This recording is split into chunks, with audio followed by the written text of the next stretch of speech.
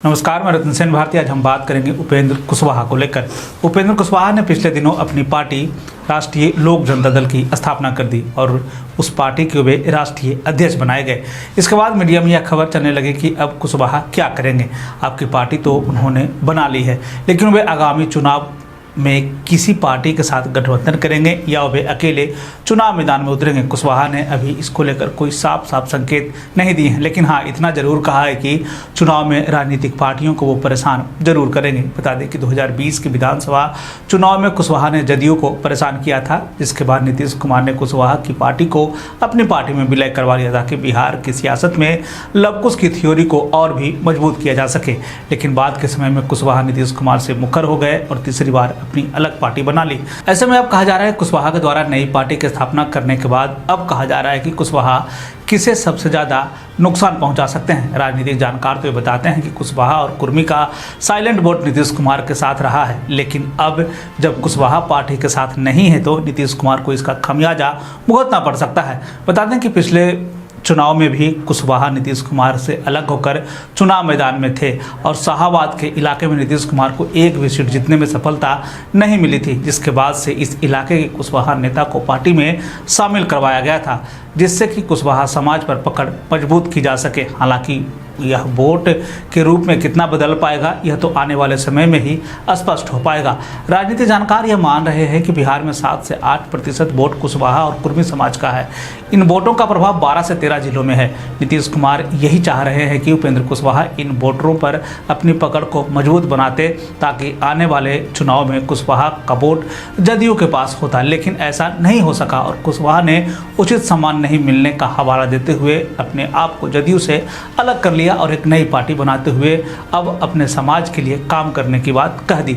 राजनीतिक जानकार तो ये भी मानते हैं कि कुशवाहा को बिहार में एक राजनीतिक साथी की जरूरत है, जिससे साथ चलकर वे एक ऊंचाई तक पहुंच सके। लेकिन वो यानी कि उन्होंने बिहार की कई राजनीतिक पार्टियों के साथ हाथ मिलाया। ऐसे में अब कहा जा रहा है कि इन दिनों वे एक बड़े जनाधार की तलाश में हैं ताकि वह बीजेपी को दिखा सके कि उनके पास इतना बड़ा जनाधार है और इसके बाद वो बीजेपी से गठबंधन हो सके, यानी कि 2024 के लोकसभा चुनाव के दौरान वो ये दिखाने की स्थिति में हो कि हम अगर आपके साथ हैं तो हमको इतनी सीटें चाहिए ताकि हम आपके साथ गठबंधन कर सके। लेकिन कई राजनीतिक जानकार तो ये भी बता रहे हैं कि बिहार महागठबंधन में जिस तरह से जातीय समीकरण बना हुआ है उससे नीतीश कुमार को बहुत घाटा नहीं होगा। यह भी कहा जा रहा है कि लवकुश में से अगर कुछ निकल भी जाता है तो महागठबंधन में ऐसे जातीय समीकरण है कि महागठबंधन को यहाँ ज़्यादा नुकसान होता हुआ दिखाई नहीं दे रहा। लेकिन बीजेपी यह चाह रही है कि लोकसभा में उनकी संख्या 17 से ऊपर बढ़े, यानी कि 25 के आसपास के आंकड़े को वो देख रही है। यही कारण है कि आरसीपी सिंह, चिराग पासवान और उपेंद्र कुशवाहा महागठबंधन पर मुखर होकर बोल रहे हैं और बीजेपी जो है इनको सपोर्ट दे रही है।